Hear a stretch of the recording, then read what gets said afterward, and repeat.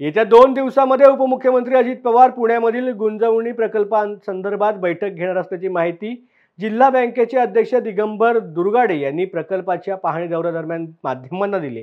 मागील 3 विधानसभा निवडणुका गुंजवणीच्या प्रश्नावरती लढवल्या गेल्या। आता अजित पवार गुंजवणीचा प्रश्न हातात घेऊन ही निवडणूक पुन्हा एकदा लढवू पाहत असून पुरंदरच्या जनतेला हा प्रकल्प पूर्ण करण्याचं आश्वासन देऊन विजय शिवतारे यांनी 2 वेळेला तर आमदार संजय जगताप यांनी 1 वेळेला ही निवडणूक जिंकले। आता या विधानसभेला हा प्रकल्प पूर्ण होतोय का हे तरी पाहणं औत्सुक्याचं ठरणार आहे।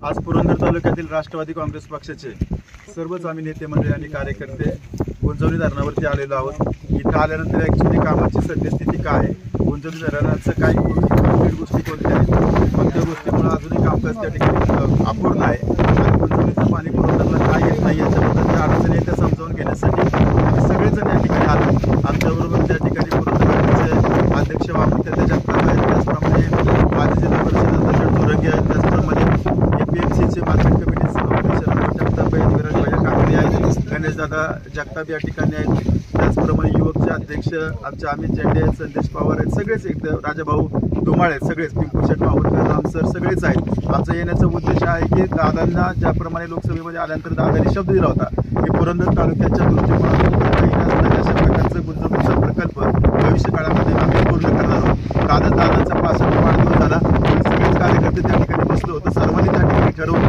पुरंदर तालुक्यामध्ये जर गुंतवणुकीचं पाणी आलं तर पुरंदरच्या त्या शेतकऱ्यांच्या मध्ये धनक आहे, प्रमुख आहे, पुरंदरचं माळवंट आहे, जे माळरान आहे त्याचं नंदनवन करण्याची ताकद पुरंदरच्या जनतेने आहे। पुरंदर उपसा जलसिंचन आली, जनाई शिरसाई योजना आली, त्यामुळे काही भाग त्या ठिकाणी आलेला आहे। त्याचबरोबर नीरा नदीमुळे काही लिफ्ट झाल्यामुळं मांडकी असेल किंवा तिकडलं असेल, जेऊर असेल, नीरा असेल, तो परिसर पाण्याखाली आहे। परंतु इकडला असेल तो माहूर असेल, परिंच असेल, पाल्याचा परिसर असेल किंवा राख असेल आणि करा नदीचा दक्षिण भाग असेल किंवा उत्तर दक्षिण भाग असेल, या ठिकाणी पाणी आलं पाहिजे यासाठी आम्ही इथं आलो। सगळी माहिती त्या ठिकाणी आली आणि येत्या 2-3 दिवसामध्ये पुरंदर तालुक्यामध्ये राष्ट्रवादी काँग्रेस पक्षाचे आम्ही सगळेच दादांना त्या ठिकाणी भेटणार आहोत। त्यांची वेळ जे काही पैसे कमी पडतील ते सर्व पैसे त्या ठिकाणी टाका। एकनाथ शिंदे साहेब असतील, राज्याचे मुख्यमंत्री उपमुख्यमंत्री फडणवीस साहेब असतील, यांच्या मार्गदर्शनाखाली गुंतवणुकीचा प्रकल्प त्या ठिकाणी दादांनी पूर्ण करावा अर्थमंत्री या नात्याने। यासाठी आम्ही सगळेजण दादांना भेटणार आहोत। आम्हाला विश्वास आहे या महाराष्ट्रामध्ये दिलेला शब्द पाळणारा एकच नेता म्हणजे त्या ठिकाणी दादा आहेत। त्यामुळे दादा हे काम खात्रीनं त्या ठिकाणी पूर्ण करतील याच्याबद्दल आमच्या मनामध्ये तिळमात्र शंका नाही। 1993 साली मूळ प्रशासकीय मान्यता मिळाली, 2002 साली पहिली सुप्रमा झाली आणि 2018 साली त्या ठिकाणी दुसरी सुप्रमा झाली।